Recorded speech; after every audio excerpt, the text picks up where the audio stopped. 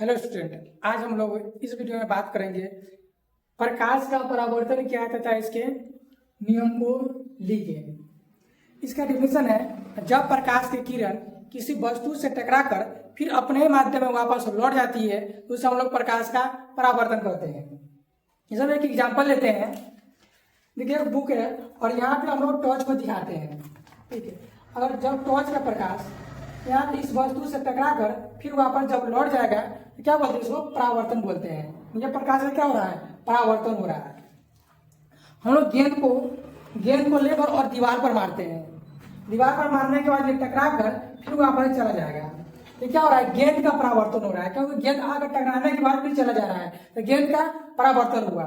उसी तरह हम लोग मार्कर को लेते हैं और उसको बिकते हैं, यहाँ पर मारेंगे फिर टकराने के बाद फिर वापस चला आएगा। ये क्या होगा? मार्कर का परावर्तन हो गया। हम लोग किसी वस्तु को परावर्तन के कारण ही किसी वस्तु को देख पाते हैं। इस तरह से अगर सूरज की प्रकाश हमारी आंखों तक आती है और आंख से टकराने के बाद यह प्रकाश किसी वस्तु से जाती है और हम लोग किसी वस्तु को देख पाते हैं।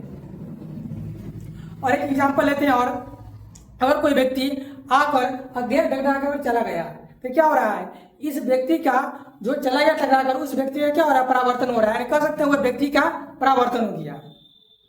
यानी कोई व्यक्ति आकर गेट टकराकर और चला गया तो उस व्यक्ति का परावर्तन हुआ। यहाँ पर डिफिनेशन लिखा गया है, जब प्रकाश की किरण किसी वस्तु से टकराकर फिर अपने ही माध्यम में लौट जाती है तो उसे प्रकाश का परावर्तन कहते हैं।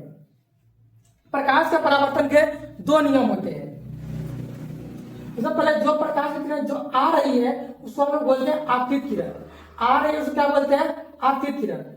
और जिस बिंदु पर मिलती है उसको हम लोग बोलते हैं आपतन बिंदु कहते हैं। और टकराने के बाद फिर वापस जाती है इसको बोलते हैं परावर्तित किरण कहते हैं। परावर्तित किरण। और ये बिंदु को हम लोग सीधे एक लाइन खींच दिए हैं, इसको बोलते हैं अभिलंब। पूरा लंब है इसके लिए बोलते हैं अभिलंब। जब हम लोग बीचे बीच एक लाइन खींचे थे, जो एंगल इधर बनेगा वही एंगल भी इधर बनेगा।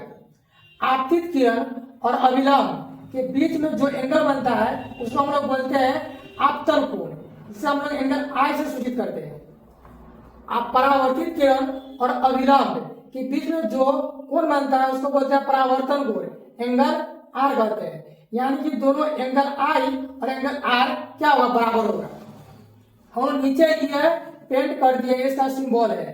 अगर नहीं लिखते तो प्रकाश की किरण निकल आर पार हो जाएगा, इसलिए हम लोग नीचे से क्या कर दिया है? पेंट कर दिए है कि प्रकाश टकराने के बाद फिर से वापस चला जाएगा। यहाँ पे था आपतन बिंदु।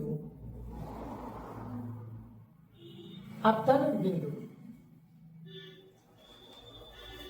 अब यहाँ पे बताया गया प्रकाश के परावर्तन के लिए आपतित किरण, परावर्तित किरण तथा आपतन बिंदु पर खींचा गया अभिलंब तीनों एक ही सतह पे होते हैं। पहला नियम यह है। दूसरा नियम है, जो आपतन कोण और परावर्तन कोण क्या बराबर होते हैं? आपतन कोण और परावर्तन कोण बराबर होते हैं। यही प्रकाश के परावर्तन के दो नियम है। याद भी हो गया होगा, जब प्रकाश की किरण किसी वस्तु से टकराकर फिर अपने माध्यम में वापस लौट जाती है तो उसे प्रकाश का परावर्तन कहते हैं। प्रकाश के परावर्तन के दो नियम होते हैं। पहला नियम, आपतित किरण, परावर्तित किरण और आपतन बिंदु पर खींचा गया अभिलंब तीनों एक ही सतह पर होते हैं। दूसरा नियम था, आपतन कोण और परावर्तन कोण बराबर होते हैं।